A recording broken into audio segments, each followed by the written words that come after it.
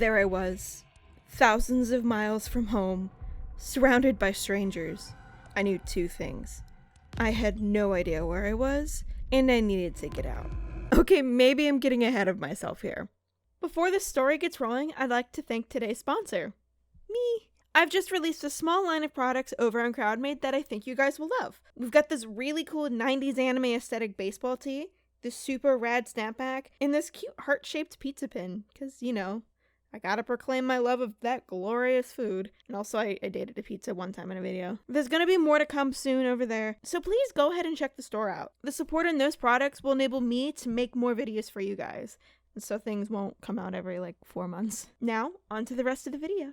I just got back from VidCon 86 days ago, and I had a lot of fun. I got to meet a lot of you guys, and I'm always excited to do that. It makes my day.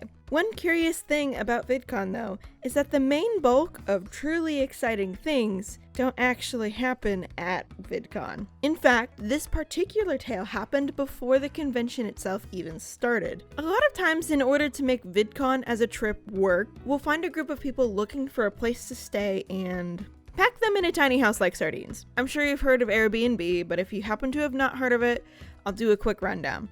It's a site where people can put their houses or apartments up for rent, and you stay there instead of a hotel. It's usually cheaper and sometimes more spacious than a hotel, which is why it's pretty popular. The downside is that you share one room with 5 people. On the upside, you only spend $200 to stay there for the week. The cost works out in the end. I like saving money, what can I say? We had a group of about 14 people that organized on Discord, and it consisted mostly of other YouTubers, but some of us were just friends with each other. I was a bit of a late addition, and to be perfectly honest, I didn't really know everyone super well. Some folks I hadn't even seen their face before, while others I was pretty familiar with. Speaking of Discord, be sure to join mine.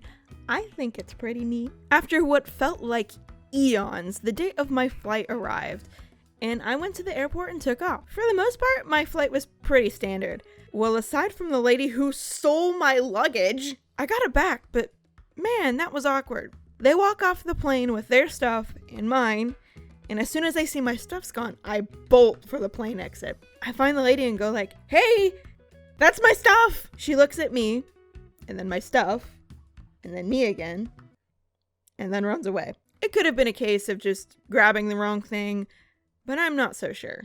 Anyways, Oscar Toons agreed to pick me up from the airport. He gets there after a ton of traffic, which, to be fair, is pretty typical of LAX. Oddly, Oscar has a large knife on him, and before I could question it, he explained that Reed Flower had asked him to bring it since our Airbnb didn't have one for some reason.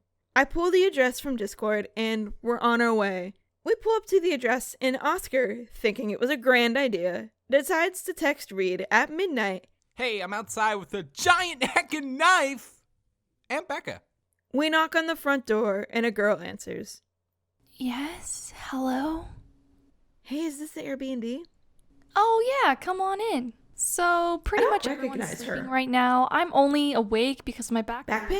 You Do I can know pretty anyone much with put your back stuff pain? anywhere. People are gonna be shuffling around in and out since Danny's Wait, staying Danny, only for do a I day. know them? We got some Maybe I groceries just know over their here in the username. kitchen. And if you need the restroom, it's back in that corner. I'm sorry, what's your name again? I don't think I caught it. Oh, sorry, I'm Rebecca. Rita must be asleep. Hope she's not freaked out by that text. Anyways, I'm gonna leave the knife here on the table. Oh, okay. Thanks. Alright, sweet. It's late, so I'm gonna head out. Got a long drive back. Thanks, Oscar. Have a great night. Well, as you can tell, everyone's asleep and no one's sleeping where they're supposed to be. I think there's some room over on that pullout over there, so you can go hop in the bed with her. Alright, yeah, I'm pretty tired, so I'm gonna get ready for bed. I changed into my PJs and went over to the pullout she mentioned.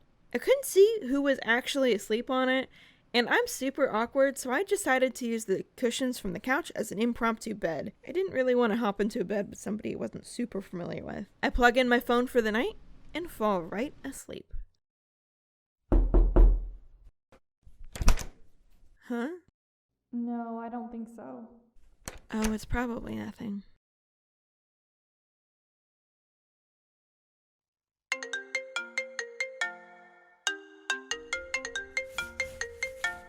Hello? Yeah, it's Oscar. Oh, hey, Oscar. What's up? So, you made it to the Airbnb last night, right? Yeah? You're not dead in a river? What do you mean? Well, they can't find you. I don't think you're in the right Airbnb. Oh no. Hey guys, Yeah? what was that knock on the door about? They were next door looking for someone. Why? I think I'm the one they're looking for. Wait, what? Surprise! As it turns out, I had been in the wrong Airbnb the entire night. Here's how it happened. Our Airbnb was actually 2 Airbnbs, little known to me. It was essentially a house divided in half. One side you go through the front door to enter, and the other side you go through the garage to enter. I didn't realize that. Whoops. So our side was the garage side. But when I got there, it was closed, and I didn't even realize there was a code. The other group was actually pretty similar to ours in that not everyone there had met each other before, so they just assumed I was part of their group. Fortunately, they were actually pretty chill about the whole situation. Ultimately, everything turned out fine, but there are some lessons you should probably learn from my mistakes here. Unlike hotels, there isn't a big sign telling you you're in the right place. So when you get to an Airbnb, especially alone, take precautions to make sure you'll be okay. Read all your instructions very carefully and try to get there during the daytime. Also, don't do what I did and just say, "Is this the Airbnb?" I didn't realize it at the time, but anyone could have said yes. Hopefully with those spicy tips, you'll not make the same mistake I did. I guess buy my merch so I can afford a hotel next time.